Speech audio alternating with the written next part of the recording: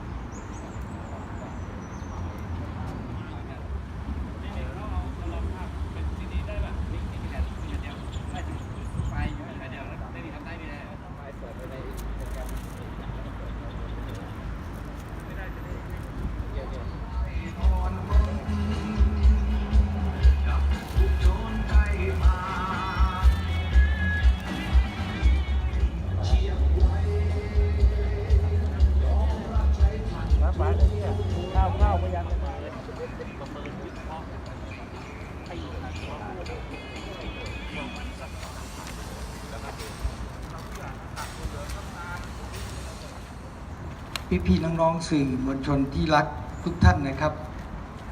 วันนี้ทางตำรวจภูธรภาค 1ขอซึ่งมีมานานแล้วครับก็ถูกจับไปบ้างไม่ถูกจับบ้างก็เป็นขบวนการเกี่ยวกับ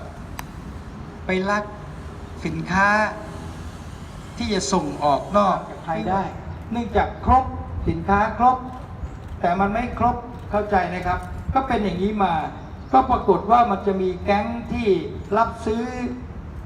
พวกนะฮะนอกจากสามก๊กช้างใหญ่ต้องช่วยกันนะมันก็เป็นแบบนี้มีทั้งลักทรัพย์ในเรือลักทรัพย์ในโกดังวันก่อนปุ๋ยที่แต่ละคนมีสมาชิกอีกเพราะฉะนั้นเกิดเหตุเรื่องนี้เรื่องเดียวว่ามีคนมาลักทรัพย์ที่บ้านนี้ได้ทั้งแก๊งเลยนี่คือไล่ล่าตาสับปะรดเดี๋ยวมีอะไรก็ต้องว่ากันต่อเดี๋ยวพวกเราจะรู้ขอให้ประเทศจะรู้หมดว่ามีอะไรเกิดขึ้นที่ช้างใหญ่มีอะไรเกิดขึ้นที่ให้ช่วยคนหนีไปดูไหนก็รู้หมดนี่คือกุศโลบายหรือแผนการเป็นคุณ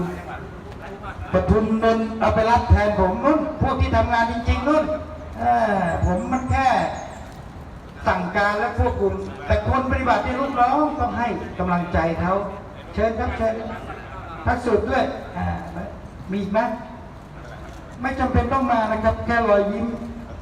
กับคำชมเชยก็ใส่กระสอบเย็บอย่างเงี้ยขึ้นจากเรือแล้วกำลังเตรียมขนไปไว้ที่ไหนก็ยังไม่รู้มีโกดังครับเป็นโกดังก็จะเป็นข้าวสารจริงๆแล้วข้าวสารรวมๆกันก็จะเป็น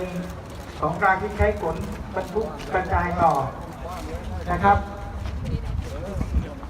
ก็อนุจะเป็นตามมาฮะที่ตัวอย่างข้าวสารใครเป็นโรคเป็นอะไรแบบเดี๋ยวผมเสกให้ข้าวสารบินนะ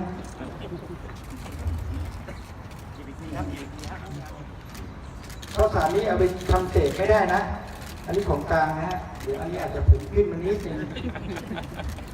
ผมเสกให้ขอบคุณมากครับพอแล้ว